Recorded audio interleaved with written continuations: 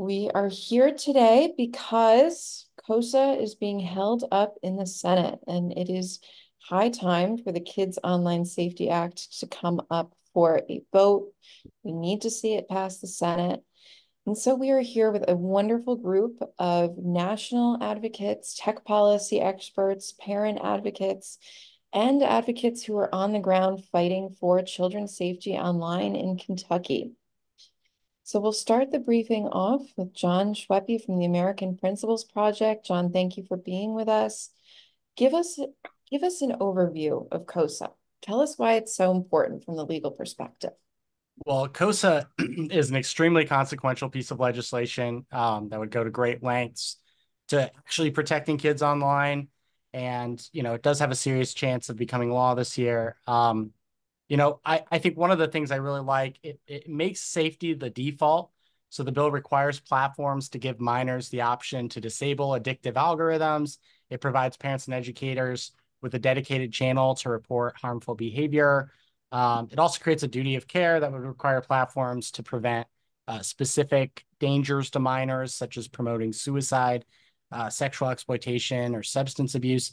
And lastly, and perhaps most importantly, KOSA would provide transparency into how big tech behemoths operate by requiring independent audits and research into how these companies are trying to protect kids from harm. And so, we look at this bill, there's been a lot of discussion over the individual policy merits, enforcement mechanisms, all of those different things.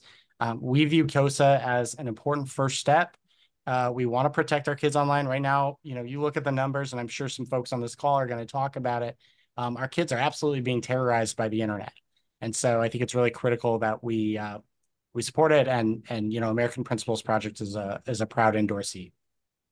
Wonderful. Thank you, John.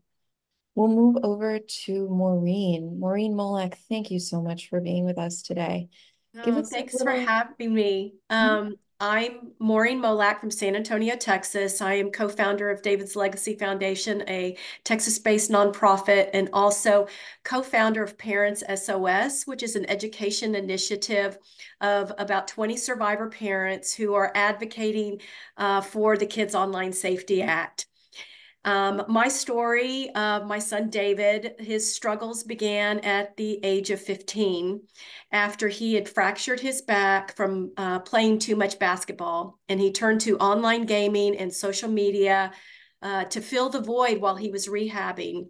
Over a period of a year or so, we started to see a complete change in his behavior, where he was showing all the signs of addiction, from sneaking around playing games or scrolling when he wasn't supposed to. He was lying about completing his homework and his assignments. He would get angry and aggressive when we would try to get him to stop. And he was stealing from us in order to purchase virtual assets in order to increase his player power in video games. He learned a lot of these tactics through professional gamers, mainly on YouTube, who kept showing up in his feed due to the algorithm, as well as in chat rooms where he was lured and they were encouraging these deceptive practices, and also how to hide the unauthorized financial transactions from us, his parents. And even after David was medically cleared to go back and play basketball, he no longer had the desire, but preferred to sit behind a screen. And this led to a great deal of depression and anxiety because David knew there was something wrong with his behavior, but he could not control himself. And while we were seeking the mental health supports, David was targeted on Instagram and GroupMe by a group of cyberbullies who threatened and tormented him over several months, causing us to remove him from the school he was in and change schools in order to be able to get away from his perpetrators. And what we know about cyberbullying, it doesn't require geographic proximity. The cyberbullying continued while he was at his new school. And it left David feeling helpless and hopeless. And it was the last straw in a series of online harms that resulted in his death by suicide at the age of 16. For the last 8 years, I have been advocating in Texas for various legislation, specifically called David's Law. And the last 2 years, I expanded my advocacy work to protect kids online through the Kids Online Safety Act so that there are federal standards so that no other parent has to walk in my shoes. And unfortunately, in a second, you will hear from Sharon Winkler, who's come after me because Congress has failed to regulate and hold social media companies and the platforms accountable for the addictive features and operation that continue to exploit minors. I believe if KOSA had been in effect 8 years ago, I know that my son would still be here today. And it's heartbreaking as a survivor parent to know that we are so close and yet we still have some obstacles to overcome. And so I just appreciate everybody being on this call and helping us be able to achieve that goal. Thank you. Thank you for sharing, Maureen. If you don't mind my asking you to expand a little bit, tell us what you've been through in these last years fighting for KOSA. If you could just give us a little background on what this fight has looked like, especially from the parent perspective. Yeah, I think probably the fact that we've had, other parents come alongside us, and every year that we do this, more parents are joining us. So it continues to be, front and center for us. It's exhausting. We go up to the Hill and we have meetings with people, and they tell us things, and we get our hopes up. So I always say, it's 2 steps forward and then 1 step backwards and 2 steps. So we're inching forward, we're inching closer and closer, but we're not there yet. And as we know right now, time is not on our side. And we are really working really extra hard to be able to get it done. And like Joe said at the very beginning, we're so close. And we do have the capability to be able to get this done this year, but we really need to have more voices come alongside us. We need to have not just the parent voices of those survivor parents, but also of other parents out there in the community that really care about online safety for children. And I think the narrative has really changed. And I think the members of Congress are having much deeper conversations about this than they ever have before. That last hearing at the end of January really set the stage for us to be where we are today. Wonderful. Thank you so much, Maureen. That was a great description. I'm going to ask Sharon to tell us a little bit more about that hearing. But Sharon is an incredible advocate and created a website with hundreds of peer-reviewed articles. So, Sharon, tell us a little bit about the hearing. Tell us about socialmediaharms.org. Why do we need to see KOSA pass? Well, actually, the hearing was incredible. I think I will speak for Maureen. It got far more attention. I certainly than I was expecting when I went there. I'm so glad that this has gotten into the public consciousness. If you look at my background, these are from a report that was published in November of 2023, Preventable Yet Pervasive by the Bright Initiative and the Molly Rose Foundation. And these were memes that were pulled from an Instagram account in October of 2023. Basically the caption said, he took care of his depression. Eeyore took care of his depression. Right? What we're finding is that since my son died in 2017, these algorithms have just gotten more and more sophisticated. And the problem is when a kid's depressed, the algorithm says, oh, the kids want more depressive material. So they get it even though they don't ask for it. So KOSA would allow them to say, no, I don't want to see these depressive memes. I don't want these algorithms deciding what I want to see. It also specifically allows the minors to search for information, and it provides exemptions for not-for-profit organizations. My son had broken up with a girlfriend 3 days before he died. he went online looking for community support, breakup playlist, 50 foods to eat when you're, you know, suffering a breakup. And instead, he got messages saying, you're ugly, you're never going to find love. And I think he was embarrassed to tell me, he was ashamed that we did not learn that these messages were affecting him until we read it in his suicide note.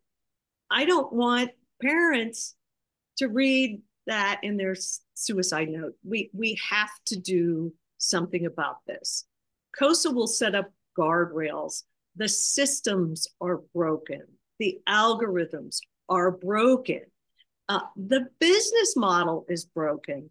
This particular meme is done by a creator who gets more money the more likes they get and the more emotionally evocative the material is. But because there's no feedback loop, this creator, does not know that people are dying by suicide because of this meme. And the public, Meta is not sharing this information with us.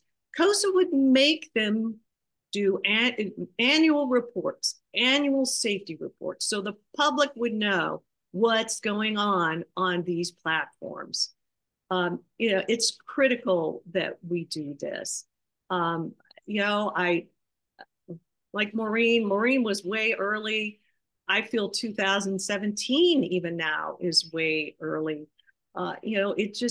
It's devastating to find out the other young people who have died by suicide seeing memes like this. And that's why we need KOSA now. And this is why it's important to Kentucky kids and parents that you contact your legislators and let them know that this is an important issue for you. Thank you so much, Sharon. For those of you who haven't seen socialmediaharms.org and gotten the opportunity to experience the advocacy that we have going on here, please check it out. We are taking a turn. We are going to Kentucky now. We are here today because, and I'm just going to say it, Senator Rand Paul is blocking KOSA from coming up to a vote. That's what we need to see in the Senate. And Senator Paul is one of 2 senators that is holding up this bill. So we need Kentucky organizations and we need Kentucky advocates to reach out to NGOs. We're going to take a turn and go to Kentucky. We have Zach Clifton here from Kentucky Student Voices. He's their legislative policy coordinator. Zach is really in the thick of it right now as a young person experiencing what's going on social media. So Zach, give us a rundown. Tell us what's happening. Tell us why Kentucky kids need protection so bad. Yeah, thanks so much for including me in this conversation. And I also want to thank everybody else for their time for coming today. It means a lot that everyone cares so much about kids, especially those of you on this call. I think something that I've experienced most recently, which has been disheartening, is transitioning from childhood to early adulthood and honestly experiencing a lot of distress from what feels like a lot of apathy from adults that don't seem to be doing what they could be to be protecting kids. And something that I've come to believe more and more as I've gotten older is that children, as our most vulnerable, are not being protected the way that they should be.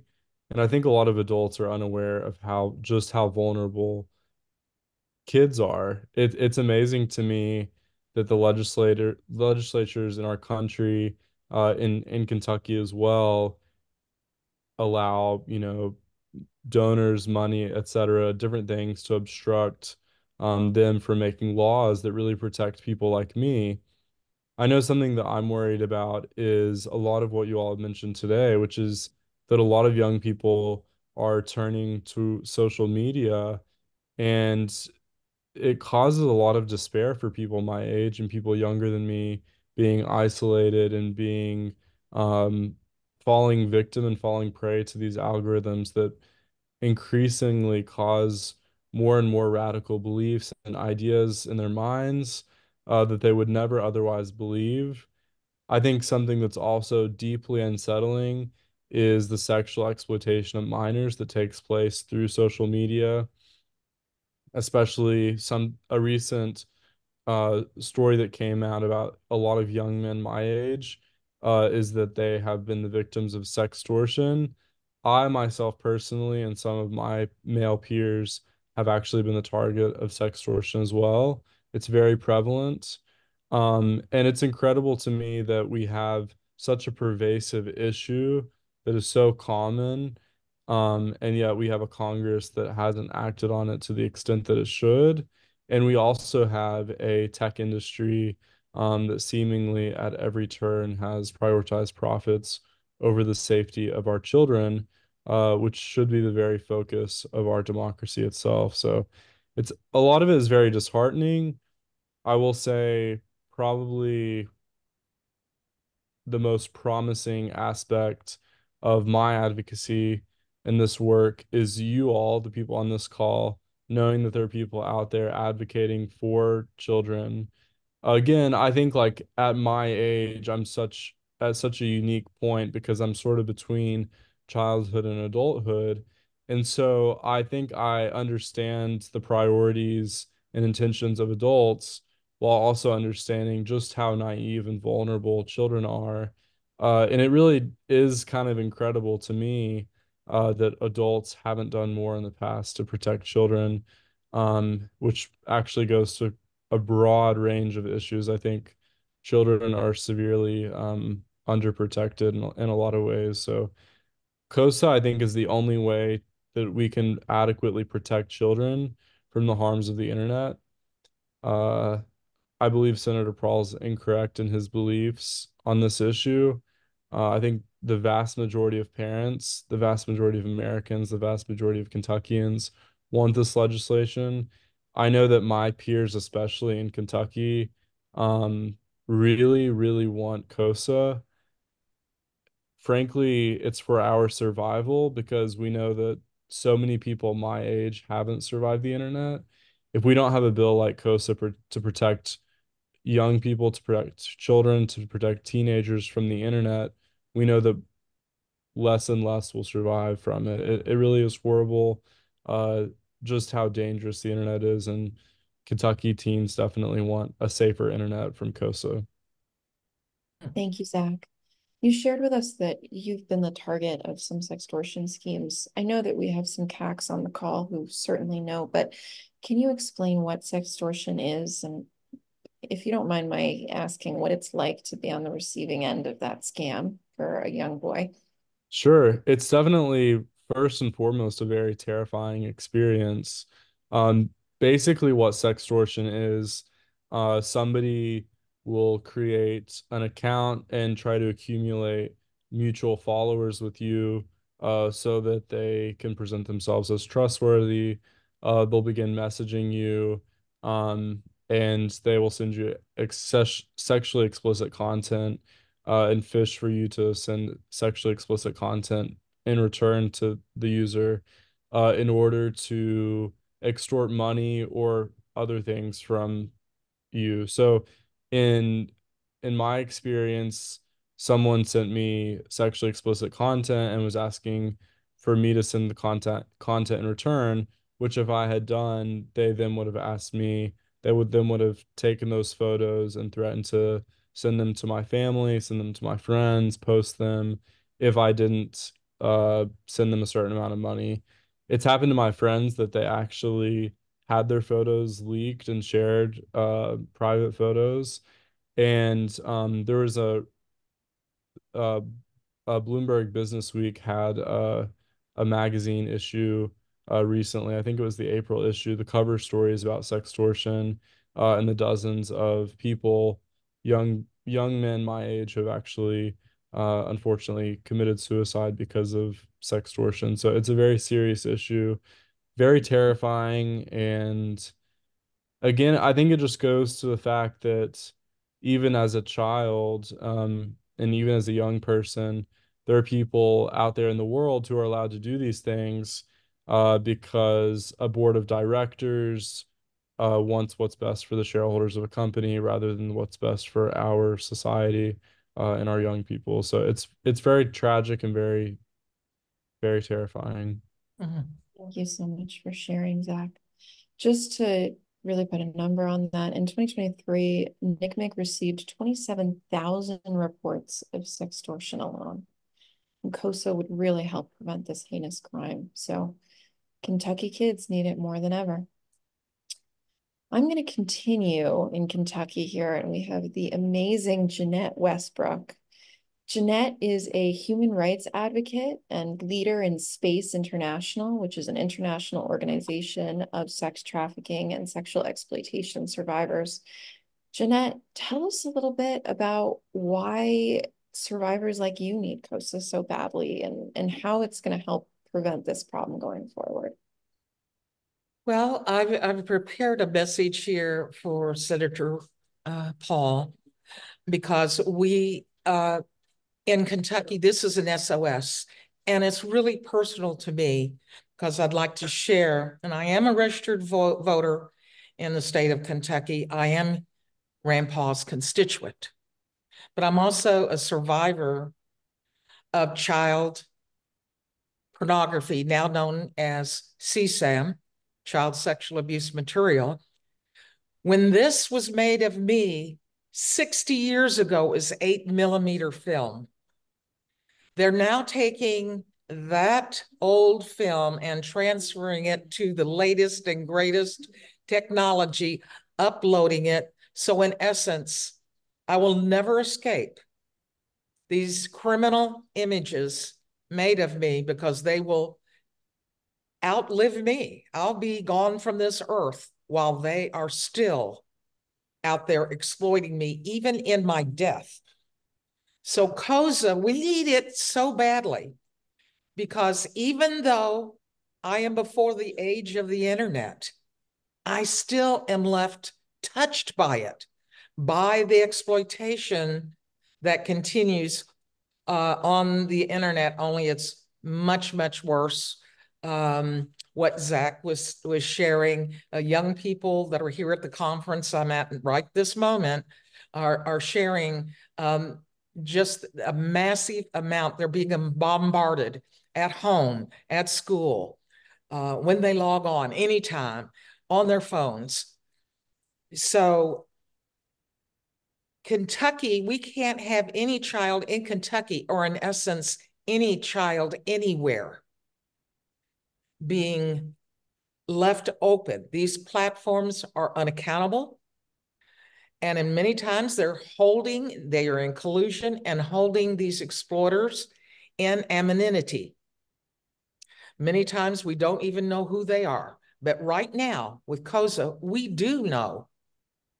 We do know which platforms are really being exceedingly abusive, and we know which platforms are actually circling the wagons around these exploiters. This is criminal activity. And when you have young people committing suicide by proxy, and we know who that proxy is and what that proxy is, this is unacceptable. I am actually asking Senator Paul, please, you must do your duty for the citizens and the children of Kentucky, and you must do your duty for the United States of America. And in essence, since the internet is international, you must do it for all children everywhere. Thank you. Thank you very much, Jeanette. That was an excellent message to Senator Paul. As Jeanette reminds us, we need KOSA now. So I'm going to thank my Kentucky advocates deeply for joining us, and our wonderful parent advocates. And now we're going to talk a little bit about KOSA holding tech accountable and turning it to the tech policy space. So I'm going to ask John Elam, a wonderful advocate who I have the pleasure of working with quite a bit, to speak a little bit on the duty of care in KOSA and why we need it so desperately. John is also a trauma therapist and speaks from that perspective. John? Yeah, great, thanks. You can hear me? Yes. Great. So, right, what I really do want to address, because we are speaking here to through you who are faithful to contact your senator's office, we're speaking to a man who, because of his libertarian ideology, is opposed to the Kids Online Safety Act. And I think it's important just to emphasize that his fundamental role is a representative role, and he is an agent in a republic. And so his role is to represent the 87% of voters who support the Kids Online Safety Act, the 95% of voters who want Congress to act to protect, to help them protect their kids online. It comes down to bottom line that nobody has the liberty to do harm to a child, and nobody has the liberty, particularly to commit a crime against a child. It's important to clarify what is the role of government and what is the role of parents. The role of Ron Paul is also a member of a church, and he is a Christian. Biblically, the role of government is to execute judgment or justice equitably for all for wrongdoing against others, crimes against others. And the government's job, not parents' job, is to protect the citizens from criminal activity. And what has been so incredibly powerfully spoken to today by these witnesses is criminal activity that is happening against a child. And if I cannot imagine that the most staunch libertarian would want to open their front door and their child's bedroom so that a stranger could come in and explain to their child why suicide is the best option for them right now. The government needs to be involved in protecting them. I wouldn't think any parent, any senator would want his child to have strangers walking into the room of their teenager and dropping his trousers, soliciting sex, or trying to groom them for sex.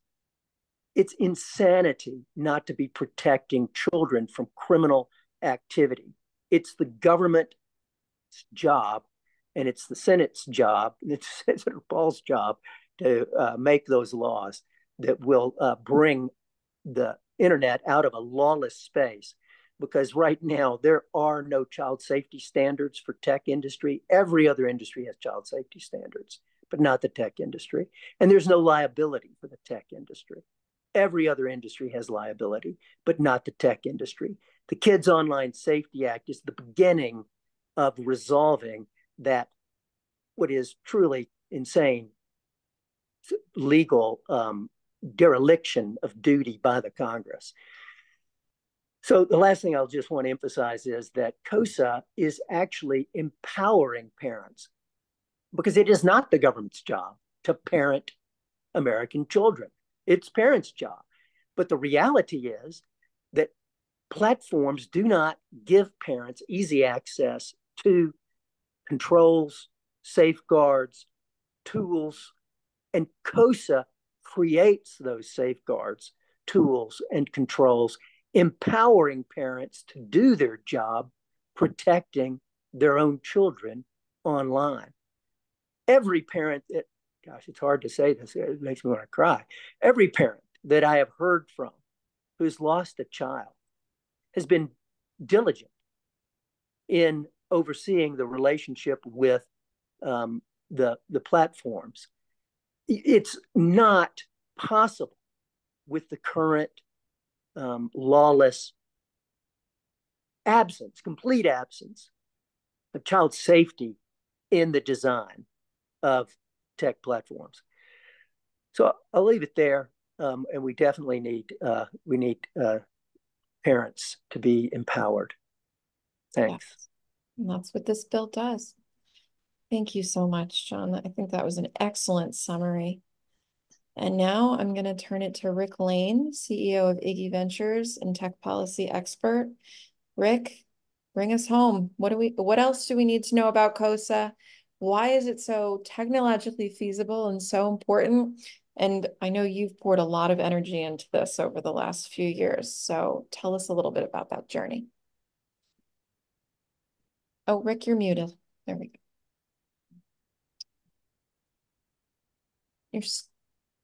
There we go.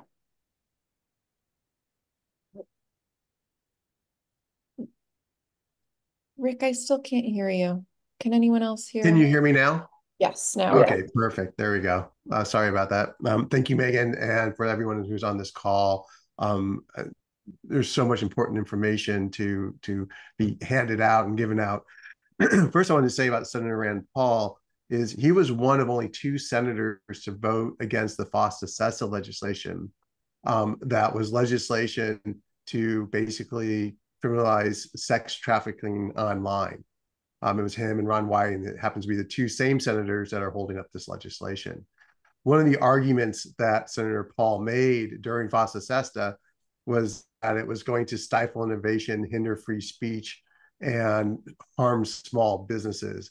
And after many years of FOSTA-SESTA being out there, that has not happened.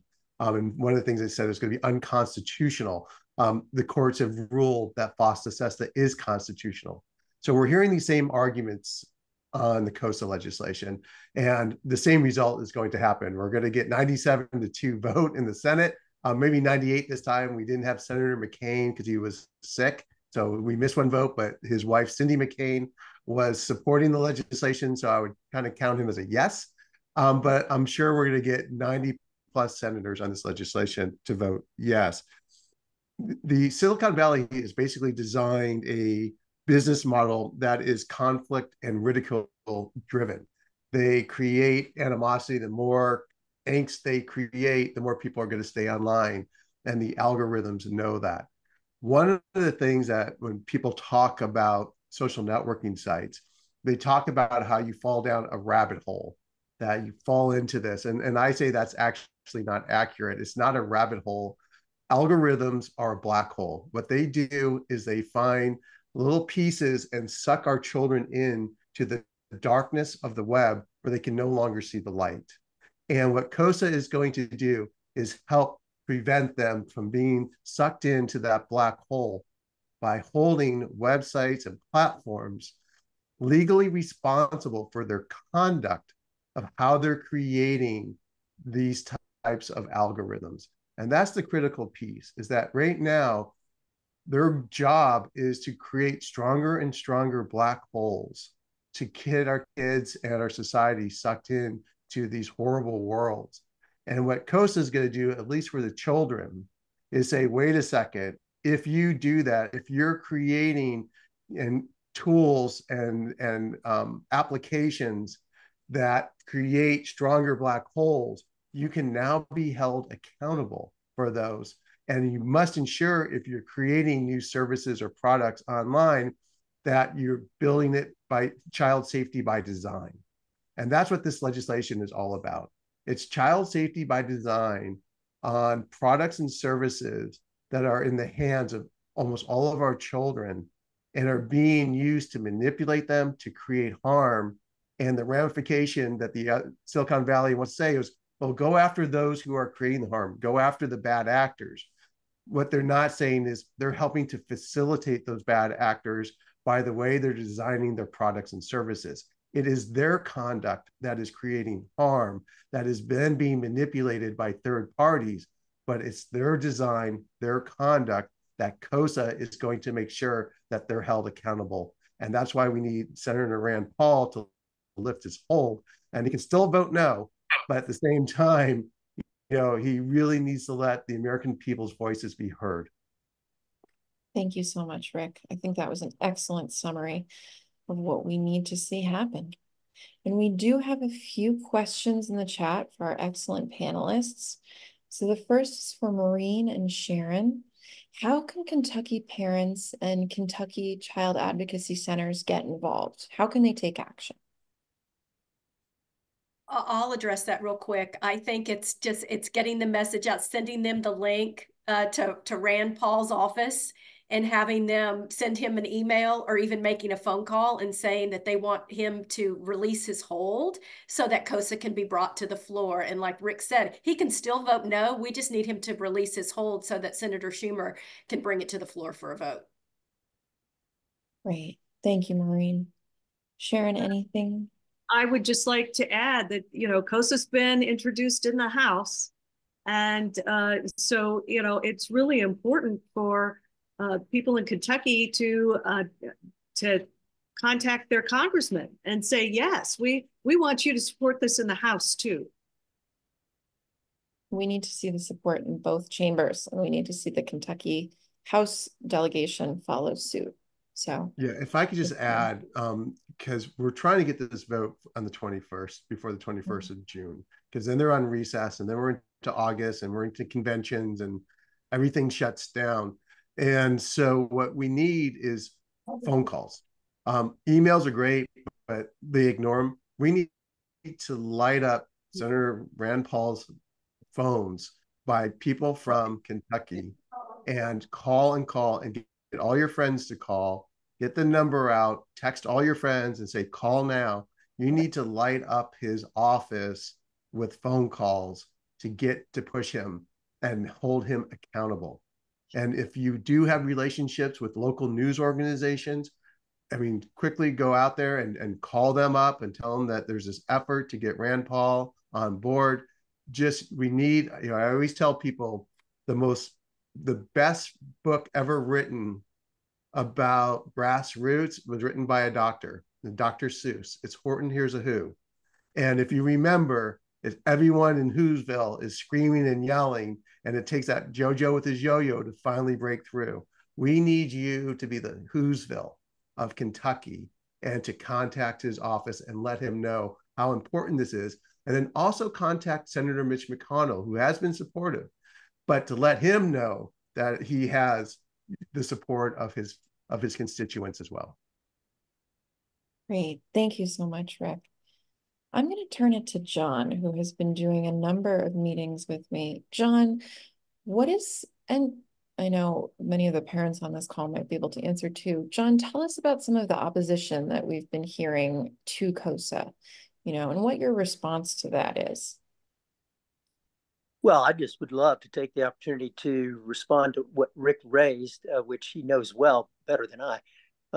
KOSA does not restrict, let's be clear about what KOSA does and does not do. It does not restrict any child from getting to any content, whether you like that or not. The kids still have complete freedom or liberty to access any information. There's no restriction on their speech. It only restricts what the machine, what the algorithm, what the platform, the tech company is doing or sending to the kids actively. And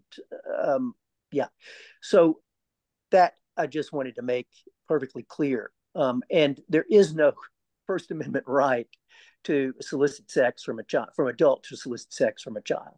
It has nothing to do with the First Amendment. It's totally categorically unrelated. And you get into what Jeanette was talking about, child sex abuse material. That it's insane to say, sorry to use that word, but I mean, it's truly a departure from reality to say that the First Amendment has anything to do with protecting the right to rape a child and sell the image online. So KOSA is really essential at this point. And I think I've already said it. So the other thing we obviously hear is, oh, well, there's government overreach, government regulation. We're afraid of that. This is not overreach. This is not some extrinsic, some odd kind of thing. And I don't want to say something political here, but I mean, there's a lot of regulation that's really questionable by lots of different people on different sides of different positions. But I don't know anybody who thinks that there shouldn't be a law that allows or that makes illegal online what is illegal on the street. If it's not legal on the street, it shouldn't be allowed online. And right now, Congress, because of its inaction, has allowed just that to develop. And that's why we have this crisis. Thank you, John. That was a great summary. Rick, we have a question in the chat from Prevent Child Abuse Kentucky. Do you think it's better to have us contact his office individually or to band together to send him one letter signed by multiple agencies? What are your thoughts on that? I think it's great to have a letter to send, and especially if there's votes, and also to send it to Senator McConnell. So if he wants to have a statement from his home constituents, that's great. But right now, individual calls into the office is what it's going to take, because you have one voice with saying I'm on behalf. And the way I would structure this, if I'm doing the grassroots lobbying on this, is you have the heads of the organizations calling in as representatives of those organizations individually to raise the issue of getting him to support. And then you need everybody else to call in as well to show that it's not just one person who has 10 people in their organization, but it's thousands of people. And I would highly recommend that if you have any type of social networking account, that you utilize it. Use your text lists to send out texts to say, call now. We have a script that we could send you of what to say to his office. And we can provide you that, but really just speak from the heart. The other thing is, you do not have to be an expert on the legislation, because the person answering the phone most likely is not an expert. It's a 22-year-old intern answering the phone. So that is part of, you don't have to be the expert, but just voicing the concern, because member offices do keep track of how many calls came in. Great. Thank you, Rick. So the message is call. And then we have time for just one more question. I want to kick it to you, Zach. What would you tell your 13-year-old self now with the knowledge that you have about social media? Probably not to use it, honestly. Um, First, not to use it, and second, just don't trust people online. I think I grew up at an interesting time because I think as I started my childhood, we didn't have social media yet. But as I sort of entered to my teen years, it was more prevalent. And so as a child, I was accustomed to my parents and my adults in my life protecting me. You go out in public with your parents and they keep you close by and they don't let you wander around, and they say never go with a stranger. Well, when the internet happens and when there's social media, the same isn't true. We don't have the same kind of protections for children. And so I didn't know that going out into the internet and exploring, that I wouldn't have the protection of adults. I think that when you're growing up as a child, you assume that you're always going to have the protection of your parents and of trusted adults. And that's not the case on the internet. There aren't people to protect you on the internet. There just aren't. And I wish I had known that when I was 13. Thank you, Zach. It was a great summary. And Jeanette, bring us home. What's the last message that you'd like to share with Senator Paul? You are muted, so you have to unmute. Wonderful panel here today. But I'd like to say to Senator Paul, Kentucky has been #1 in the United States on child abuse for a number of years. We're usually #1 or always in the top 5. Please let something good come out of Kentucky. Let the United States, everyone know that in Kentucky, we are not for online exploitation, rape, and disseminating criminal films of rape to anyone in this country and out of this country. Please do your duty, protect your citizens, protect our children. This is no more important thing than you have on your agenda than to stand aside, but not only just release KOSA, we want you to support KOSA. We want you to elevate this legislation and other legislation that is pending for all of our children. We're asking you, this is decimating and it's becoming a genocidal impact on our young people. Thank you. Great. Thank you so much, everyone, for being here. Thank you to our wonderful panelists. And thank you to the fabulous advocates who joined us to listen into this briefing today.